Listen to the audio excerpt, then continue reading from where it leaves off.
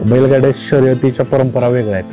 त्यातली एक परंपरा कर्नाटक आणि महाराष्ट्र या प्रदेशात आरत परतच्या शर्यत प्रकारात पॉप्युलर बैल आणि लोकांच्या हृदयस्थानी असणारा बैल अर्थातच हेलिकॉप्टर पाहिजे. अनेक प्रेक्षकांची इच्छा होती की मुलाखत घ्यावी. मुलाखत घ्यासाठी आलो होतो. माझ्यासोबत आहेत बैजाचे मालक बाळूदादा हजारे. मानाची मैदान जे म्हणजे असते ना, गदा बक्षीस परत गदा, पारंपरिक मानाचा गदा असं त्या गावांमध्ये 3 वर्ष पूर्ण केले.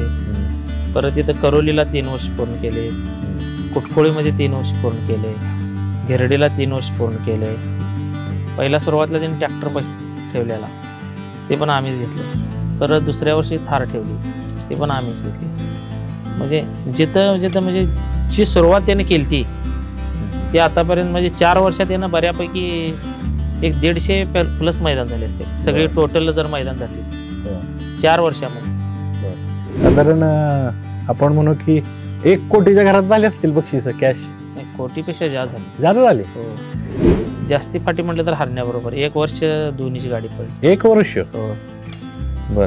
मग ह्या अनुषंगानं अनेक प्रेक्षकांची सुद्धा इच्छा आहे की हरण्यानं आणि बैजानं पळावं. कधी इच्छा पूर्ण करताय?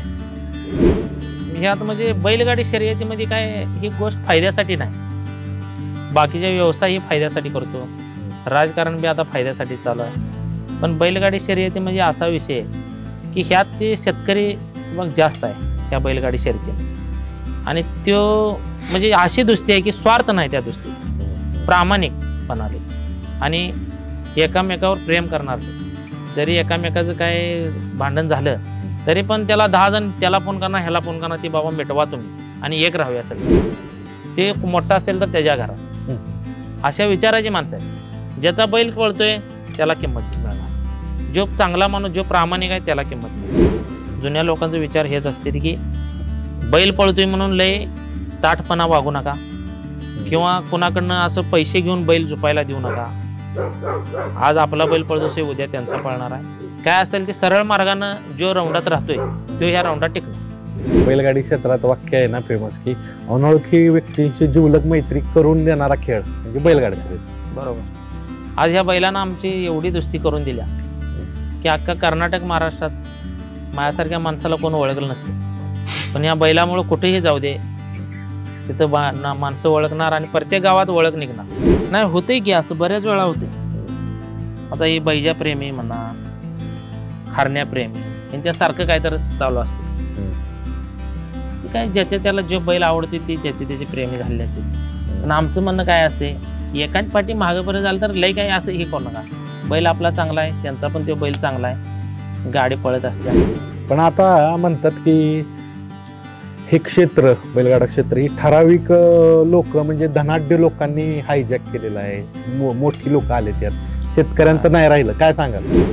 सांगा की असं कधी वाटलंय का की बघा की ही प्रसिद्ध आहे, बैल पळतोय, हे कधीतरी राहणार आहे. कारण कशा गोष्टी असतात, आपण म्हणू की बदल नियम आहे निसर्गाचा. ह्याची भीती वाटते कधी प्रसिद्धी सगळ्या गोष्टी? नाही, आता आमचं तुम्हाला सांगू काय मित्रांनो, या व्हिडिओला लाईक करा व सँडी आणि यादव या चॅनलला सबस्क्राईब करून जी घंटा दिसते ना तिथे क्लिक करा. त्यानंतर ऑलवर नक्की क्लिक करा आणि सगळ्यात पहिल्यांदा व्हिडिओ पहा. नमस्कार, माझं नाव बाळू परशुराम हजारे, गाव शिरूर, तालुका अथणी, जिल्हा बेळगाव. माझ्या दावणीला भरपूर बैल आहेत. चला तुम्हाला सगळ्या बैलांची ओळख करून देतो.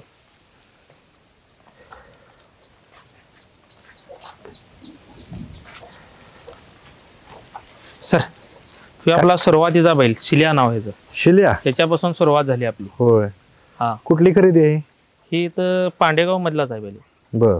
हा, आमच्या भावकीतलाच आहे. एक काका आमचा तिकडे राहायला आहे, त्यांच्याकडनं घेतलेला.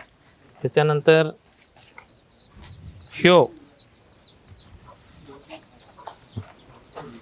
एक काळचा हिंद केसरी जाईल, चिमण्या बैल. पहिला हिरो तुमच्या दावणीत? हा, आमच्या मना आणि ह्या आपल्या ह्या भागातला पण म्हटला तर चालेल. ॲग्रेसिव्ह आहे का? होय, ॲग्रेसिव्ह आहे. हा कुठनं घेतलेला? ह्यो आमचं मित्र भारत सरकार म्हणून आहेत डपळापूरचे, त्यांच्याकडून घेतलेला. बरं. अजूनही भरपूर बैल आहेत? हो, भरपूर आहेत. या की दाखवतो. सर चिमण घे ए सर या सर घे. हा अग्रेसिव्ह दिसतोय हो खूप. हा ह्यो गजा याचं नाव. गजा. आता ह्यो बैजा बरोबर काय काय मैदानला पळायला चालू केलाय. होय होय बर. हे ना किती पारितोषिक घेतलेत कोणी या बैलानं? हे ना हा ह्यो आतापर्यंत ब गटाला पळत होता. हा आत्ता चालू करायला लागलोय आम्ही जनरलला पळवायला.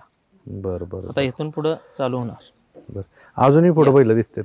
या की सर गजा की सर जरा फास्ट या. निवांत बसलाय हा बैल. हा ह्यो पण गजाच. ह्यो पण ब गटालाच पळतोय. गजा. हा ह्याची कुठली खरेदी आहे? ह्यो पहिला आपले मित्र सुनील पाटील म्हणून कोडनूरचे आहेत. हम्म, त्याने पहिला विकला होता. ह्यो ब्रेक फेल मालक आहेत ना डेरेवाले हम्म. त्यांच्याकडून आम्ही घेतला. बर. बेलवडी. आणि इथंही बसलेला आहे एकदम शांत. ह्याचं नाव गण्या आहे. गण्या. हा वॉन्टेड गाड्या म्हणते ती. वॉन्टेड. आणि म्हणजे आमचं एक म्हणजे हे असं बघूनच घेतलंय की पुढं बैजेच्या मागे ह्यो चालविल असं पळ येण ह्याच्यात आहे. बर. त्यामुळं अजून ह्यो लहान असल्यामुळे लई काय मला अजून त्रास देत कुठं पारितोषिक घेतले ते ना? हे ना भरपूर घेतलेत. दुसऱ्या चौशामध्ये आदत मध्ये कायम नंबरातच आहे. बरोबर. हा आणि हा गाडा हा छकडा हा हा छकडा ना? हे आमच्या दावणीचा हिरो. बरोबर. आरत परतचा हिरो हा, आणि आरत दावणीचा सुद्धा हा बैजा. हा शांत आहे. लय शांत. मला वाटतं सगळ्यात शांत बैल तुमच्या दावणीचा बैजात आहे. ह्योच ह्योच. चला मग दादा आपण बसून गप्पा मारू. हा चला. बैलगाड्या शर्यतीच्या परंपरा वेगळ्या आहेत. त्यातली एक परंपरा कर्नाटक आणि महाराष्ट्र या प्रदेशात आरत परतच्या शर्यत प्रकारात पॉप्युलर बैल आणि लोकांच्या हृदयस्थानी असणारा बैल अर्थातच हेलिकॉप्टर बैजा. अनेक प्रेक्षकांची इच्छा होती की मुलाखत घ्यावी. मुलाखत घ्यायसाठी आलो होतो. माझ्यासोबत आहेत बैजाचे मालक बाळूदादा हजारे. नमस्कार दादा. नमस्ते. काय चालू आहे आता? काय निवांत आहे बघा. निवांत आहे. बर. कालच मला वाटतं 1 नंबर केला काल परवाच. हा केला की. होय. कोणावर पळाला? ते एक चौसा बैल आणि एक जनरलचा बैल होता. हम्म. ते बाबर शेठच्या बैलाबरोबर पळा. बर. ह्याची सुरुवात कधी झाली पण बैजेची पळण्याची? सुरुवात करून पण म्हणजे पहिला त्या दुसऱ्याकडे होता ना बैल. पहिल्या मालकाकडे होता. बर. त्यांच्याजवळ एक 5-6 महिने पाळला. त्याच्यानंतर आम्ही घेतला. आम्ही घेऊन एक 4 वर्ष झाले आता. बर. कुठली खरेदी आहे दादा ही? ही मायनट्टी आतिनी जवळ. बर. कोणी सांगितलं घ्यायला? हे अनिल पुणेकर म्हणून आमचे गाडीवान आहेत. त्यानेच हाणत होती हे बैल पहिला. त्याने हाणत असताना त्यांनाच आम्ही सांगितलं होतं बाबा ही ज्या वेळेला बैल एका निघेल त्यावेळेला आम्हाला कळवा. बैल आपल्यालाच घेऊया. त्याने सांगितलेलं की ज्या वेळेला विकेल त्यावेळेस बैल आपणच घेऊया. कितीची खरेदी किंमत आहे? ही 6.5 लाखाची. 6.5 लाख. हा. बर. तुम्ही घेतल्यानंतर किती दिवसात गुलाल झाला? नाही बैल नंबरातच होता ह्यो. आम्ही घेतल्यानंतर पण घ्यायच्या अगोदर पण सारखं चालूच होता. घेतल्यानंतर 8 दिवसात लगेच नंबरच केला. बर.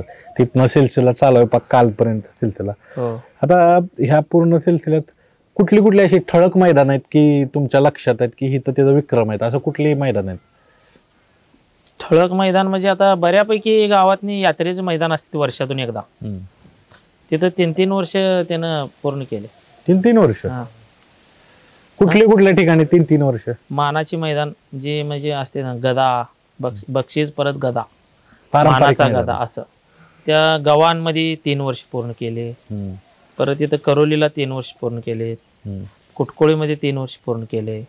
घेरडीला 3 वर्ष पूर्ण केले. म्हणजे जिथं जिथं म्हणजे जी सुरुवात त्याने केली ती आतापर्यंत म्हणजे 4 वर्षात त्यानं बऱ्यापैकी एक 150 प्लस मैदान झाले असते सगळे टोटल जर मैदान धरली तर 4 वर्षामध्ये. बर. आणि अनेक मोठी बक्षीसही घेतले थार सारखं. हो.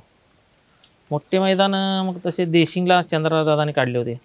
पहिल्या सुरुवातीला त्यांनी ट्रॅक्टर ठेवलेला ते पण आम्हीच घेतलं. परत दुसऱ्या वर्षी थार ठेवली ते पण आम्हीच घेतली. परत एकसंब्याला 18 लाख रुपये होतं. तिथं जरा गाडीचा खोळंबा पाहून 2 झाली गाडी. बर.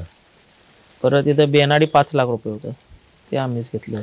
मग एवढी मैदानं तर तुम्ही सांगितलं मोठ्या मोठ्या रकमी, साधारण आपण म्हणू की 1 कोटीच्या घरात झाले असतील बक्षीस कॅश. नाही, कोटीपेक्षा जास्त झाली. जादा झाली. हो. बघा तुमचं तर आहेच भाग्य, पण आमचंही भाग्य आहे की कोट्याधीश झालेल्या बैलाची मुलाखत घेतोय. हो. बरं, आता ह्या दरम्यान कोणाकोणाबरोबर पळालाय हा प्रामुख्यानं बैल, जोडीदार कोण?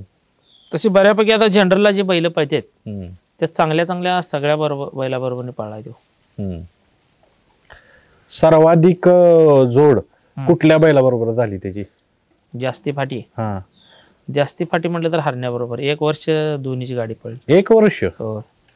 बर, मग ह्या अनुषंगानं अनेक प्रेक्षकांची सुद्धा इच्छा आहे की हरण्यानं आणि बैजानं पळावं. कधी इच्छा पूर्ण करताय?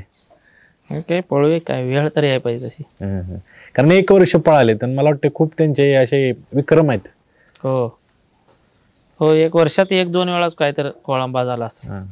कोळंबा होऊनच गाडी कॅन्सल, नसेल तर कायम 1च नंबर. ह्याचे जाकी कोण राहिलेत याची चालवणारे? जाकी बऱ्यापैकी आता म्हणजे 5-6 जण झालेत. म्हणजे राऊंडातले जे मेन गाडीवान आहेत ते बऱ्यापैकी झालेत, आणि आता थोडीफार राहिलेत, त्यांना पण आम्ही चान्स देणार आहे. बरं, सगळ्यांना देणार. सगळ्यांना द्यायचं. आता काय काय बैलगाडी मालकांची इच्छा असते की बैजावर पळावं, त्यांना देणार का? हो, देणार. एक वेळा सगळ्यांना बैल द्यायचा आहे. कारण काय? प्रत्येकाचं इच्छा असते ना, बाबा आमच्या बैला संग एकदा बैजा पळाव. मग काय प्रत्येकाची इच्छा पूर्ण करायची.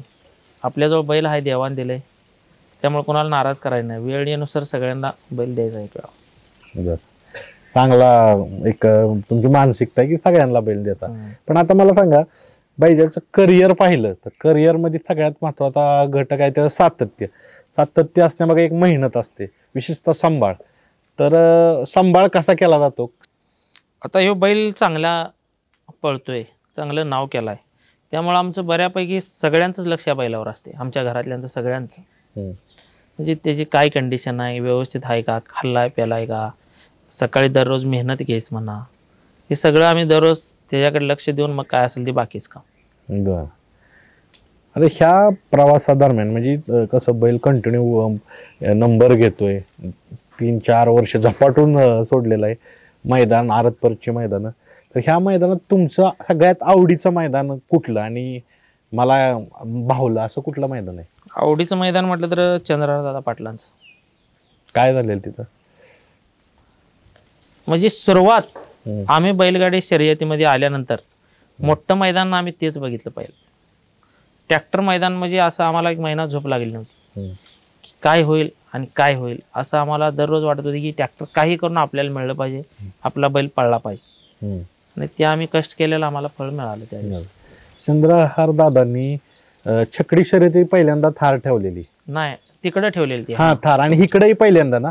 इकडे पहिल्यांदा ट्रॅक्टर ठेवला. हा, मोठी बक्षीस ठेवली. मोठे बक्षीस. शेवटी मातीतील पैलवान आहेत ते, महाराष्ट्र केसरी आहेत, आणि मातीच्या रिलेटेड जे नाद आहेत त्यांना प्रोत्साहन देत असतात. नाही, आमच्या बैलगाडी शर्यतीकडे म्हणजे बरेच नेते आहेत, पण बैलगाडी शर्यतीला बघितलं असेल तर चंद्रदादानेच बघितलं. बरोबर. आणि त्यांच्यामुळं ह्या सर्व शेतकऱ्यांच्या बैलांना आज मार्केट आले. नाहीतर एवढी रेट नव्हती पहिलं. लय आता आम्ही बैल 6 लाखाला 6.5 लाखाला घेतला होता, पण ती आता ह्या तिची जी कंडिशन आहे ह्या बैलाची त्यावेळा होती ती आता त्या बैल हे आता त्या लेवलचा बैल जर घ्यायला गेलो आपण, आता काय जरी नाही म्हटलं तर 15-20 लाखाच्या आत बरोबर मिळत नाही. साधा बैल ब गटाचा, त्यावेळा आम्ही ब गटाचा म्हणून घेतला होता. आणि जनरलच्या जर काय मग आता 50 लाखाच्या पुढे गेलेत किमती. पुढे गेलेत. हा, हे दिवस चंद्रराव दादांच्यामुळे आलेत. कितीची मागणी झालेली त्याला? नाही, मागणी काय आम्ही ह्याची किंमत करू शकत नाही, आणि किंमत करायची आम्हाला त्याची म्हणजे आमच्याकडे परमिशन पण नाही असं म्हणत वाटतं. बहुमूल्य आहे, त्याची किंमत नाही होऊ शकत. आता सगळ्यात महत्वाचं, आरतपर शर्यत पाहिली तर मॅरेथॉन गत आहे, मोठी शर्यत आहे, म्हणजे जास्त पळावं लागतं. तर कुठल्या गोष्टी अशा बदलल्या पाहिजेत त्यात तुम्हाला वाटतं? बदलच काय, बैलाला खानापाना व्यवस्थित घातला पाहिजे, त्याचं दररोज व्यायाम घेतलं पाहिजे. तर ही एक पैलवान कसं तयार करतोय ना आपण, सेम ती सिस्टीम आहे. बदल कुठला व्हायला पाहिजे? बदल म्हणजे आरतपरच्या मैदानात ही बदल माझ्यानुसार झालं तर अजून चांगलं. हा, असं म्हणताय. म्हणजे जनरलला जर बैल पुढं यायला पाहिजे असेल तर प्रत्येक मालकानं हे आदत दुसरा चौसा ह्या गटाला पळवून असं जुन्या लोकांचा विचार आहे. जुने लोक पहिला आदतला असं आदत दुसरा चौसा असलं काही गट नव्हते, हे आत्ता निघा लागलेत म्हणते. डायरेक्ट कोण आधी जरा शिकवायचा, ते दात लावू लाग नाही बडवून टाकायचा, बडवू लाग नाही डायरेक्ट ते सायदाती होस तर बैल पळवत नव्हती तिने. सायदाती झाला की डायरेक्ट ते जनरललाच पळवते. त्यामुळे बैल आता हे आमचा बैजा पण आदत लाईन पळवलेला नाही, डायरेक्ट सायदाती झाल्यानंतरच पळायला चालू केला. मला वाटतं ही एक जमेची बाजू आहे की बैल ज्यादा आदतला किंवा बगटात पळाला नाही, त्यामुळे त्याचा तो जो आपण म्हणू पार आहे तो आत्ता. होय, म्हणजे वाढतं वय ती पूर्ण झाल्यानंतर सगळी त्यात ताकद पण राहत्या, त्याचं शरीर किती वाढायची वाढ होत्या. आपण आदतलाच पळावं लागलो तर सगळं ते कोचमत जाणार ना. बरं, आता बऱ्याचशा नवीन प्रेक्षकांना सांगा, आदत परत शर्यत माहित नसती, बगट जनरल काय काय असतो हा विषय? ही आदत म्हणजे एक 2 वर्षाच खोंड असते, दात लावायच्या अगोदरच त्याला आदत म्हणायचं. त्याच्यानंतर दात लावून पुढे गेल्यानंतर हे दुसरा चौसा, त्याच्या पुढे गेल्यानंतर बगट, आणि बगटातून 5 होऊन पुढे गेला तर तो जनरलला. मग कसं ते बगटातून एक 30 गाड्या व्हावं लागल्या आता बगटाला, 20-30, पण जनरलला 10च गाडी होत्या. तर जनरलला पुढे बैल येणं झालेत ना, अगोदरच संपा लागली बैल. त्यामुळे हे बाकीचं कडे जरा थांबलं नाही तरच पुढे येणार बैल. आदत मैदानाविषयी काय वाटतं तुम्हाला? आदत मैदान सारखं करू नये बैलांना, मग बैलांचं काय पुढं बैल निघणार नाही ना. असावीत का नसावीत आदत मैदान? तसं माझ्या हिशोबाने नसावीत, तरच तो मालक काय करणार, त्याला घरी व्यवस्थित सांभाळणार आणि डायरेक्ट पुढेच येणार. तो आता काय व्हायला लागले, आदत गट असल्यामुळं प्रत्येक जण पहिला ती बारका असतानाच त्याचा सगळा पिळ काढून टाकते, पुढे तो बैल कसा तयार होणार. आता ह्या शर्यतीत अजून काय काय बद्दल म्हणजे अनेक लोक सुचवत असतात की ती अंतर, तर अंतराविषयी काय वाटतंय तुम्हाला? अंतर माझ्या हिशोबाने तर एक 4-5 किलोमीटर असावा, त्याच्या पुढे नसावं. म्हणजे बैलांना पण ताप होत नाही, काय नाही, व्यवस्थित ते 5 किलोमीटर बैल पळू शकतो निवांत. त्याच्या जोडीला मुद्दा आहे की धावपट्टी कशी असली पाहिजे?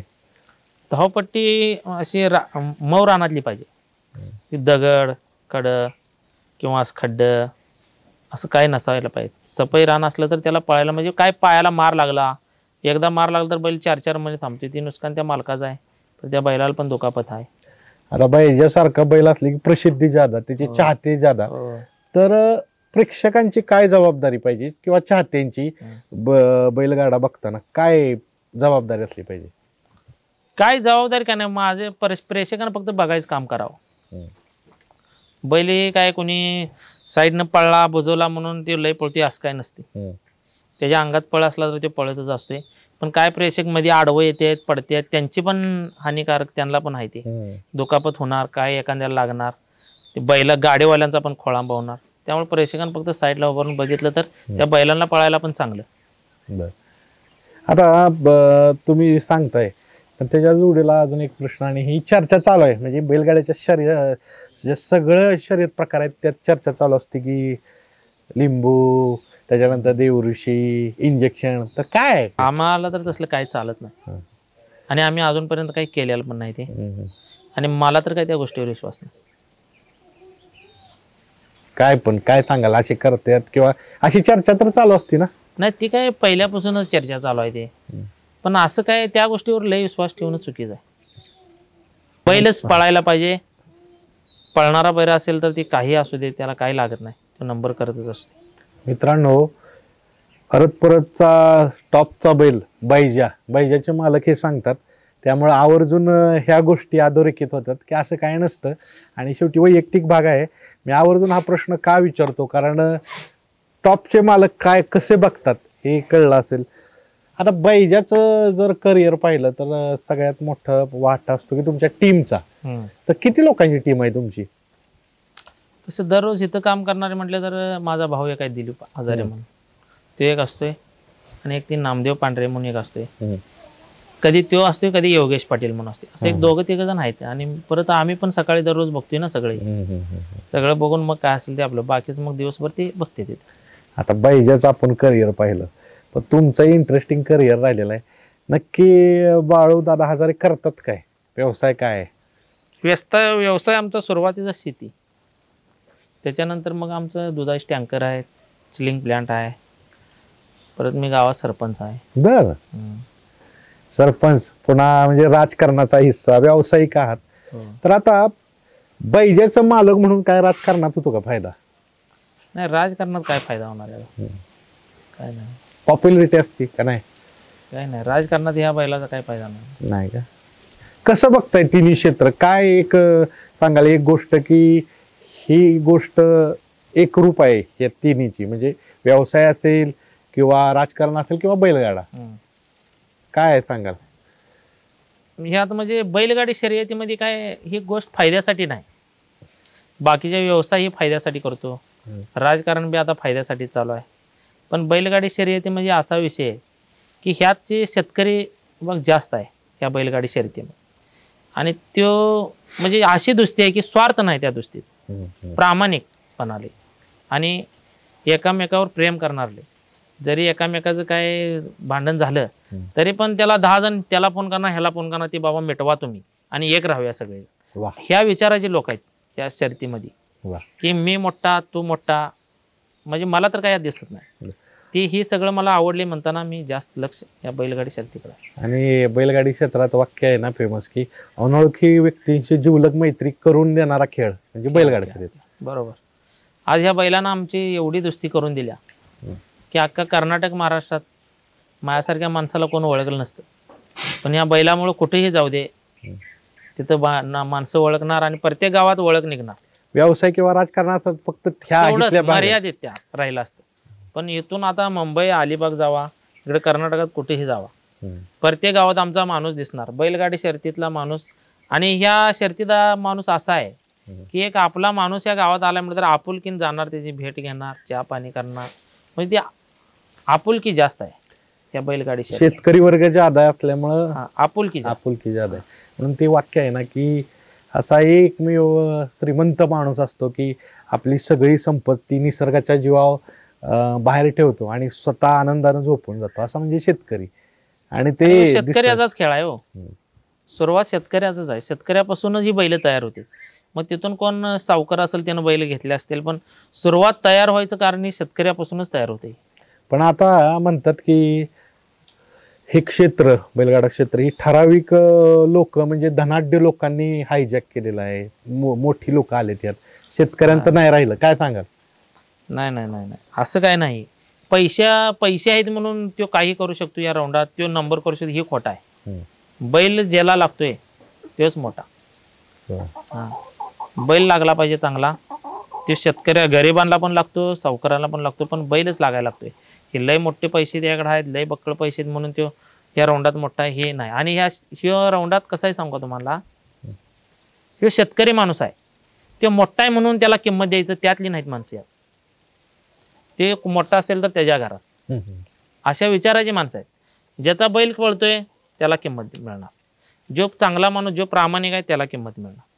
की नाहीतर ते बाकीच्या आपल्या राजकीय विषयामध्ये मोठा आहे त्याला जे ते नमस्कार करायचं जाऊन ती ह्या क्षेत्रामध्ये नाही. मोठा असलं तर तुझ्या घरात म्हणणारी लोक आहेत ह्या क्षेत्रामध्ये. बैलगाड्यामध्ये सगळ्यात मोठा हिरो पळणारा बैलच. बरं, आता तुम्ही इंटरेस्टिंग मागाशी बोलला ह्या विषयावर की काय आमच्या टीम मध्ये ज्येष्ठ लोक आहेत आणि मी त्यांचं ऐकतो म्हणून मला यश आहे. तर काय सांगाल म्हणजे ज्येष्ठ लोकांचं ऐकणं किंवा सुरुवातीला मार्गदर्शन? ज्या वेळेला आम्ही या राऊंडात आलो तेव्हापासूनच आम्ही जुनी लोक धरत आलो आणि त्यांच्या सल्ल्यानंच आम्ही चालत आलो. आणि कधीच म्हणजे त्यांनी आम्हाला सल्ला चुकीचा दिलेला नाही आणि त्यांचा पण सल्ला आम्ही कधी मोडून दुसरं केलेला नाही.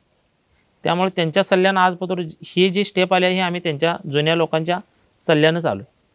आणि अजून पण आता आम्हाला सगळी माहिती आहे म्हणून आम्ही आमच्या मनानं करणार. अजून पण आम्ही सल्ले जुन्या लोकांचं घेऊनच करतो. चांगला मुद्दा मांडलाय दादांनी की ज्येष्ठांचं मार्गदर्शन पाहिजे. पण बैलगाड्यात काय काय लोक घेत नाहीत, ते म्हणतात आम्हाला कळतं, मग कसं काय? तसं म्हणणारी मागं राहणार ना. अजून पण नवीन लोक ह्यात आलेले आहेत, तिने अजून पण. आणि ह्या क्षेत्रामध्ये काही जुनी लोक आहेत, सल्ला घ्यायला काही पैसे लागत नाहीत, तिने अप्रोकान सांगणार. एक वेळा तुम्ही फोन करा, परत त्यांनी फोन करून विचारणार असं केला का तसं केला. ह्या विचार म्हणजे ह्या शर्यतीमध्ये जुन्या लोकांचं म्हणणं असं आहे की कोणाचा पण बैल असू दे पण तो पळला पाहिजे, पळणारा बैल पळला पाहिजे. आता तुम्ही जुन्या लोकांबरोबर बोलता त्यावेळेस कुठली गोष्ट सांगतात आत्ताच्या बैलगाडीच्या रिलेटेड की नाही ही गोष्ट मला जुन्या लोकांकडून शिकता आली, अशी कुठली गोष्ट? मी बऱ्यापैकी सगळ्याच गोष्टी जुन्या लोकांकडून शिकल्या ह्या राऊंडातल्या, सगळ्याच गोष्टी. जशी एखादी गोष्ट सांगा की ही मला ज्येष्ठ लोकांकडून ही शिकवली आणि ही मला कुठं भेटली नसती. एक मेन म्हणजे जुन्या लोकांचं पण सांगतो आणि माझं पण स्वतःच विचार सांगतो. मला पण ते पटलेत म्हणून मी ते पाळले. एखाद्याला बैल देतो म्हटलं तर त्याला द्यायचाच, एखाद्याला देतो म्हणायचं त्याला फसवायचं, दुसऱ्याला द्यायचं, हे करायचं. म्हणजे खोटं बोलायला नाही पाहिजे, प्रामाणिकच राहायचं. त्याचा बैल पळू दे न पळू दे, किंवा माझा बैल लय पळतोय म्हणून मी लय अहंकारानं वागणं हे चुकीचं आहे ह्यात. कारण हे बैल मर्यादितच पळणार, त्याच्यानंतर दुसऱ्याकडे जाईल. पण आपण या राऊंडात टिकायचं आहे, सगळ्या संग संबंध चांगले ठेवायचे. जुन्या लोकांचा विचार हेच असते की बैल पळतोय म्हणून लय ताठपणा वागू नका, किंवा कुणाकडनं असं पैसे घेऊन बैल झुपायला देऊ नका. आज आपला बैल पळतोय, उद्या त्यांचा पळणार आहे. काय असेल ते सरळ मार्गानं जो राऊंडात राहतोय तो ह्या राऊंडात टिकणार. आणि मला वाटतं ही आपल्या जीवनशैलीचाच भाग आहे. आपण कुठल्याही क्षेत्रात असो, जो प्रामाणिक असेल त्याला ते यश भेटणार. आता तुम्ही एक चांगला मुद्दा मांडला. आता ह्या मुद्द्याला जोडूनच आहे की कसं आहे, तुम्ही सांगितलं की मी बैल देतो, पण काय काय वेळेस असं झालंय का की नात्यासाठी आपण बैल देतो, त्या कोटीचा बैल नसतो, असं नुकसान होतं आपलं. होय होय. आता कसं असते, दोस्त मंडळी असत्या, जवळची दुसते असत्या, मग त्यांच्या गावात वगैरे मैदान असेल तर एखाद फाटी काय द्यायला अडचण असते, द्यायची. काय त्या दिवशी नंबर होईल नाही तर न होईल, पण ते दोस्त तर खुश होणार ना त्या दिवशी, त्या हिशोबाने द्यायची. यशाकडं कसं गेलो काय, हे सगळ्या गोष्टीत आपण चर्चा केली. पण काय मैदानात अपयश आलं तर अपयश काय शिकवतंय तुम्हाला बैलगाड्यातील? अपयश म्हणजे ते काही बैलाकडून, आमच्या तर बैलाकडून झालेलं नाही अपयश कधी, आमच्या चुकीमुळे झाले. काही वेळा झाला असेल तर आम्ही म्हणजे बैलाची ती कंडिशन नसताना बैल न्यायचा, पळवला तर त्याविषयी बैल कॅन्सल होणार, ते आमच्या चुकीनं. म्हणजे असू दे काय होते असं ह्या विचारानं ज्या दिवशी गेलोय त्या दिवशी एखाद्या वेळी तसं झालेलं आहे. अपयशात ज्यावेळेस असतो त्यावेळेस कुठली गोष्ट सगळ्यात तुम्हाला प्रकर्षानं जाणवली की हे जाणून म्हणजे काय, आम्हाला ते एवढं कळलंच ना बाबा, ही नको होती ती गोष्ट आपण केलो म्हणताना हे असं झालं. कुठली एखादी गोष्ट नको होती सांगा बैजेच्या बाबतीत? आता बैजेच्या बाबतीत म्हटलं तर आता परवा झालं नांगोळ्याच मैदान, त्यावेळेला आम्ही बैल 1-2 महिने थांबवला होता. आणि ते नियोजन आमचे रमेश नाना खोत म्हणून मित्र आहेत, त्यांच्याकडे होतं ते नियोजन मैदान. त्यांनी मला सांगत होतं मैदान निघणार मैदान, पण मला वाटलं एवढं मोठं मैदान निघणार नाही आणि कशाला पळवायची आपण गाडी, तिथं राहू दे, हे एक मैदान जर सोडून द्यायचं. पण ती डायरेक्ट जाहिरात पडली 5 लाखाची. जाहिरात पडल्यानंतर फक्त पुढं अवधी राहिला होता 10-12 दिवसाचा. मग तेवढ्यात बैल कसा आम्ही करणार? त्या बैलांना काय करायचं, ती काय मशीन नाही, ती व्यायाममध्ये नव्हता, तालीम दिलेली नव्हती. तरी पण आम्ही ते आमचे मित्र आहेत रमेश नाना खोत, तिने ऐकले नाहीत ना, त्यांनी म्हणू लागले आपल्याला काय, त्यांची पण बैल आहेत पळायची, पण त्यांचं कसं असते, त्यांची बैल 2 झाली तर चालेल पण बैजा 1 झाला पाहिजे असं त्यांच्या. ते काय म्हणू लागले बैजा तिथं यायलाच पाहिजे. मग तरी पण आम्ही प्रयत्न केला सगळा.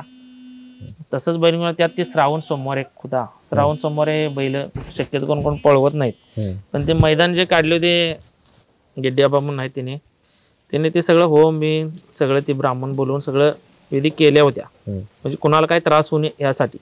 पण त्यांना आम्ही घेऊन गेलो, पण ती बैलच व्यायाममध्ये नसल्यामुळे गाडी पडली नाही, कॅन्सल झाली. मग आता काय ठरवलंय का ह्याच्यानंतर? मी आता ऐकून आहे की अमुक वारी पळवणार नाही, काय असं काय केलंय का तुम्ही? नाही, फक्त आम्ही सोमवारी अवताल झोपत नाही, अवताल झोपत नाही, गाडीला झोपतोय. आणि श्रावण सोमवार तेवढं बैल पळवाय नाही पाहिजे होता, ते पळवला. पण तुम्ही आता एक गोष्ट सांगता, अवताला झोपणं आणि जुनी माणसं आपण म्हणून आवत किंवा शेती कामं करून बैलगाडा शर्यत पळवत होती, तर अवताला झोपण्याचा फायदा काय होतो? आमच्या आरत परतला जो बैल अवताला जास्त चालतोय तोच बैल टिकणार, कारण बैल व्यायाममध्ये राहायला लागतोय, त्याशिवाय त्याचा दम वाढत नाही. असं बांधून ठेवला तर बैल पळणार नाही. बैल ही आवताला कोणाचाही बैल असू दे, आवतात बैल घटवायलाच लागतोय, पहिला मेन आवत मग पळवायला लागतो. त्याला किती आवत असतो दिवसाला? किती? त्याला 1 दिवस अर्धा तास. अर्धा तास, 1 दिवस राखून 1 दिवस परत आवत. आणि आवताला बैल कुठले असतात त्याबरोबर? आपली कुठलीही बैल झोपाय चालते, काय अडचण नाही. आवताला आणल्यामुळे बैलांना ठामपणा येतोय का? हा गच होते ना, आता पायात गच होते, शरीरात फिटनेस पण येतोय, खाल्ल्याला सगळं जिरवतंय. अजून काय आहार वगैरे काय देतात त्याला? कारण कसं मगाशी आपण चर्चा केली की उपवाशी ठेवायचं असतं, पण रोज काय आहार आहे त्याला वेगळा? रोज काय वेगळा काय ना हायच. आणि ह्या बैलाला म्हणजे एका गरीबापाशी राहणारा बैल आहे, एकदम साधं, काय असेल ते साधं, काय घालेल ते खाणार आणि निवांत राहणार असा बैल आहे. ते हेच खाणार नाही, तेच नाही, हेच लागते असं काय सुद्धा याची अडचण नाही. आणि आता बघितलं, आता तुमचे शेजार आहे आणि काय करत नाही त्याचा तो म्हणजे नादात असतो, शांततेनं राहतो.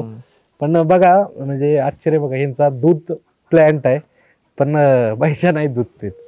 आम्ही पण पाजत होतो, बाकीच्या बैलाला पाजत होतो, पण ह्याला दूध चालत नाही. आता या दरम्यान काय होतं, आपण आपलं तर कुटुंब असतं, कुटुंब साथ देतं सगळं, तर कुटुंबाची भूमिका कशी असते? म्हणजे पहिल्यांदा सांगा, तुमच्या कुटुंबात कोण कोण आहे? आमच्या आई वडील आणि आम्ही दोघं भाऊ, आमच्या दोघांच्या बायका. घरच्यांची कशी, महिला वर्गांची कसं असतो? म्हणजे आमच्या सगळ्यांनाच याचा नाद आहे, सगळेजण. म्हणजे आम्ही एखाद्या वेळ नसेल तर आमची आई पण येतं, काय वैरण टाक येत, आमच्या बायका पण करते, म्हणजे सगळ्या घरादाराला पोरा सकटनी नाद आहे. मी बघितलं गोट्यावर तुम्ही प्रत्यक्ष मालक असून बैलाचा सांभाळात तुम्ही महत्वाची भूमिका असती तुमची, म्हणजे अगदी आवत चालवणं किंवा काय, तर मालकानं स्वतः बैलाशी काय काय गोष्टी करणं कसं पाहताय? काय फायदे आहेत? आपल्याला कळते ना काय आहे काय नाही, दररोज बैलात काय म्हणजे बघण्यात काय बदल दिसतोय का नाही, ते स्वतः मालक बघितला तरच कळणार ते. आणि माझ्यामध्ये प्रत्येक मालकानं स्वतः लक्ष घातलेलं चांगलंच. आणि गडी वगैरे असतात ठेवलेलं? नाही, गडी असते, आता आमच्यात पण गडी आहेत की, पण गडी असलं तर पण आपण स्वतः लक्ष ठेवायलाच लागते, तरच चांगलं ते. बैजाच मी सांगितलं आवडीचं मैदान, पण असं झालंय का कधी काय काय वेळेस कसं होतं, आपण बैलांशी बोलतो, आपल्या आवडीच्या बैल, शेवटी तुम्ही म्हणताय घरचा सदस्य आहे, तर कधी असं बोललाय तुम्ही? बोलायचं म्हणजे थार मैदानला आम्ही लय टेन्शन मध्ये. काय झालं? थार मैदान म्हणजे हे आमच्या आयुष्यात म्हणजे लय मोठा आनंद होता त्याविषयी.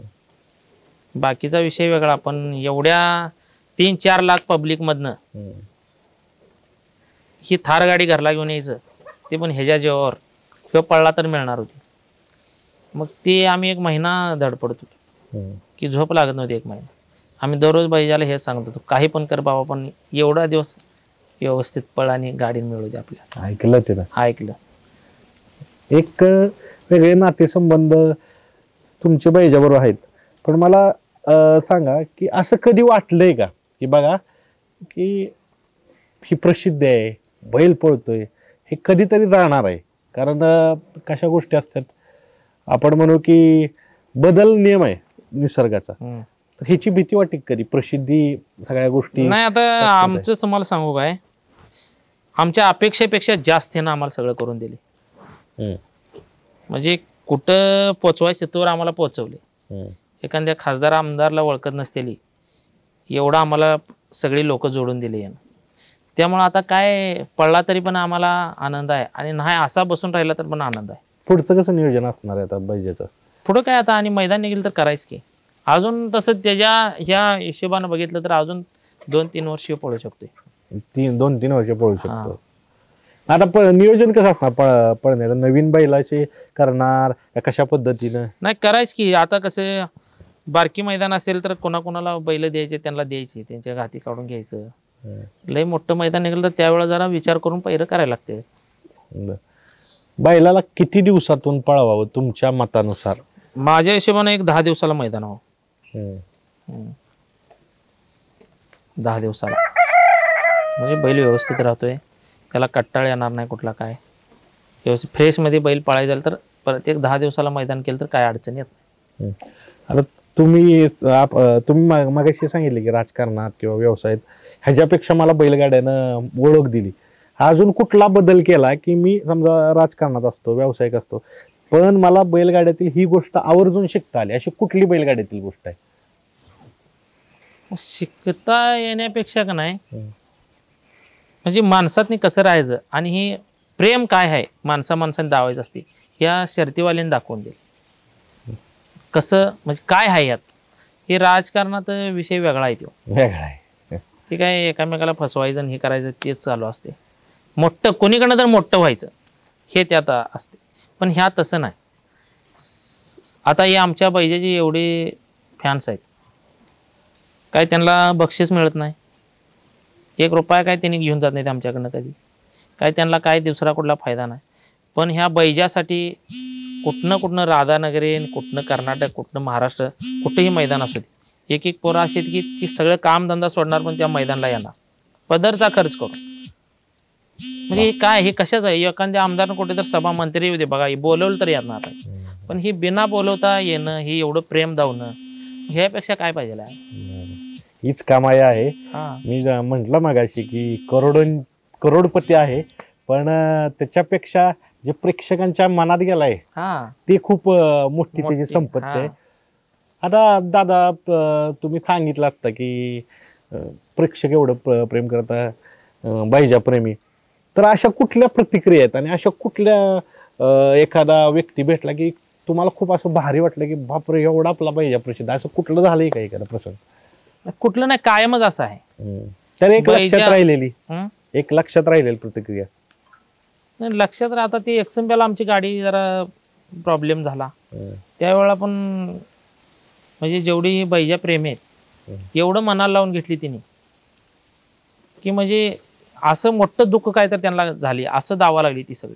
कोण काय रडा लागलं कोण कायच करायला लागलं. आम्हाला ते बघून वाईट वाटायला आम्हाला बैल कॅन्सर झाल्यापेक्षा म्हणजे आमच्यावर प्रेम करणारी एवढी माणसं आमच्या संघ आहेत आणि आमच्यापेक्षा जास्त दुःख ही करतात हेच आम्हाला समाधान आहे. बैजाने हेच कमवले. बैजाचा पराभव हा स्वतःचा पराभव वाटतोय. होय होय त्याच्यापेक्षा मोठं काय कमवलं. बरेचसे लोक म्हणते ती हेलिकॉप्टर बैजा हे कसलं नाव. ह्याचं नाव पहिलं बैजाच होतं ते आमच्यातल्या पोरांनी परत नाव टाकलं त्याचं हेलिकॉप्टर. ते काय एकट्यानं टाकलं ते सगळीकडे हेलिकॉप्टर. कारण विचारलं नाही तुम्ही कधी. नाही त्याचा पळ बघून ते जाते असं हेलिकॉप्टर सारखं असं ते समजून टाकलं. हेलिकॉप्टर पाहिजे मित्रांनो खरं कारण समजलं की त्या पद्धतीनं पळतोय. आता पळताना जसं आपण सांगितलं की त्याचा तो ठामपणा आहे त्याच्यानंतर ठामपणाबरोबरच आहे त्याचं दावणीचं गुण. तर दावणीचं असं कुठलं गुण आहे तुमच्याकडे अनेक बैल आहेत आता पण ह्या गुणामुळं बैजा वेगळा ठरतो असा कुठला दावणीतला गुण सांगा. दावणीतला म्हणजे ते त्याची मशीन म्हणजे खानापिना व्यवस्थित आहे एकदम. खाणे आणि निवांत बसणे दुसरं ती डोक्यात घेत नाही काय. मैदानाला नेल्यानंतरच ती पळाई डोक्यात घेणार तोपर्यंत एकदम निवांत असते काही विचार करणार नाही. काय घालतील ती खायचं आणि निवांत. आता आपण ज्यावेळेस प्रसिद्ध असतो बैल एवढा प्रसिद्ध असतो पण बैलांचे चाहते असतात तर कधी ना कधीतरी ते वादविवाद होणं ते काय गोष्टी बोलणं तर कसं पाहता याच्याकडं. नाही होते की असं बऱ्याच वेळा होते. आता हे बैजा प्रेमी म्हणा हरण्याप्रेमी यांच्यासारखं काय तर चालू असते. ते काय ज्याच्या त्याला जो बैल आवडते ती ज्याची त्याची प्रेमी झालेली असते. पण आमचं म्हणणं काय असते एकाच पाठी मागं बरं झालं तर लय काय असं हे करू नका. बैल आपला चांगला आहे त्यांचा पण तो बैल चांगला आहे गाडी पळत असत्या आणि कधीतरी पळवा एकत्र कारण ह्या दोघांनाही मानणारी अनेक चाहते आहेत आणि त्यांचीच इच्छा आहे. आणि सगळ्यात महत्वाचं म्हणजे अगोदर पळालेत. आता जे ट्रोलिंग होतं किंवा आपण म्हणू जे कमेंट्स सोशल मीडिया कसं पाहता तुम्ही सोशल मीडियाकडं. सोशल मीडियाकडे एवढं काय आम्ही नाही लक्ष देत काय आम्हाला हाय हे एवढं बरं आहे आणि नुसतं त्याच्याच पाठीमाग पण आम्हाला लागून नाही चालत ना. तेवढं आपलं राऊंड करलं बाकीच धंदा पाणी आहे. कुठली गोष्ट आहे माणसागत कळती बैजाला काय हे सगळं माणसागत आहे असं कुठली एखादी गोष्ट आहे का. आम्ही बैल म्हणतच नाही माणसासारखाच असे. तर असं एखाद्या वेळेस असं एखादा दृष्टांत की अरे बापरे आहे सेम माणसागत कळतंय असं कुठलं. असं काय म्हणजे हाय ते सगळे तसे शानपण आहेच होत्यात सगळा. असं काय राऊंडात मैदानात गेला कुठं भुजायचं कुठं अंगावर जायचं गाडीत कुठल्या चढायचं पाय ठेवायचं असलं काय नाही. परत फाटीला नेऊन लावलं तर हो म्हटल्याशिवाय हालणे नाही. पब्लिक किती पण असू दे असं फाटीला येऊस तर पब्लिक सारच जाणार असं पण फाटीच ठेवणार कुठं पब्लिक बघून भुजून थांबणार नाही. हे सगळं कोणाला एखाद्याला मारायला अंगावर जाणार नाही. बैजा आल्यानंतर बाळूदादा हजारे आणि आत्ता काय फरक आहे, व्यक्तिमत्वात काय फरक पडला? लय फरक पडला. काय? बाळूदादा हजारे नाव म्हणजे बैजानंच केलं ना, बैजानंच केलं. नाही मला एवढी लोक कोण ओळखली असते आणि एवढी मला आज म्हणजे मी लय मोठं काहीतरी कमवले असं मला आता वाटायला लागलं. एवढी लोक माझ्या संग आहेत की कोणामुळे ह्या बैलामुळे. त्यामुळे मी ह्या सगळ्या जे बैजावर प्रेम करणार आहेत ही माया संघ राहावं म्हणून मी बैजाची दररोज व्यवस्था करतो आणि बैजाला कायम व्यवस्थित मी ठेवलो तरच ही माया संघ राहणार आहे. ह्या गोष्टीसाठी दररोज पहिला 2 तास त्याला वेळ देणे, त्याची सगळी सेवा करणे आणि मग काय असेल ते आपलं काम करणे. जसं मी प्रस्तावनेत सांगितलं की अनेक जे बैजा प्रेमी आहेत त्यांच्या हृदयस्थानी आहे हा बैल. हो. काय सांगाल तुम्ही? अनेक त्याचे फॅन्स असतात, काय काय तुम्हाला भेटत नसतात, काय सांगाल या व्हिडिओच्या माध्यमातून? काय नाही, असंच तुम्ही प्रेम करत राहा. तुमच्यासाठी ही बैल मी कायम पळवत राहतो, व्यवस्थित बैल ठेवतो तुमच्यासाठी. तुमचं प्रेम कायम असंच राहावं एवढंच सांगायचं. आता तुम्ही मला थार मैदानपासून पाठीमागे लागला, पण तुम्ही 2 वेळा म्हटला की दादा लय लोकांचं तुमच्या बैजा प्रेमींचं म्हणणं आहे की बैजाची मुलाखत घ्या. मग म्हटलं त्यांचं जर म्हणणं आलं असेल आता तर मग या म्हटलं तुम्ही. आता काय बैजानं काय शिकवलं या आयुष्यात? बैजानं शिकवलंय म्हणजे हेच म्हणजे माणसातनी कसं राहायचं हे शिकवलं म्हटलं तर बैजानं शिकवलं. वा. तर मित्रांनो, बैजाची मुलाखत आपण घेतली. अनेक प्रश्न आहेत आणि वेळोवेळी आपण घेऊया मुलाखती, पण बैजानं जसं त्याच्यावर प्रेम करणाऱ्या लोकांना आनंद दिला तसाच दादांनाही तो दिला. बैजाही तुम्हाला प्रेम करण्याची वारंवार संधी देईल, कारण जसं सांगितलं तुमच्या सगळ्यांच्या हृदयस्थानी आहे हेलिकॉप्टर बैजा.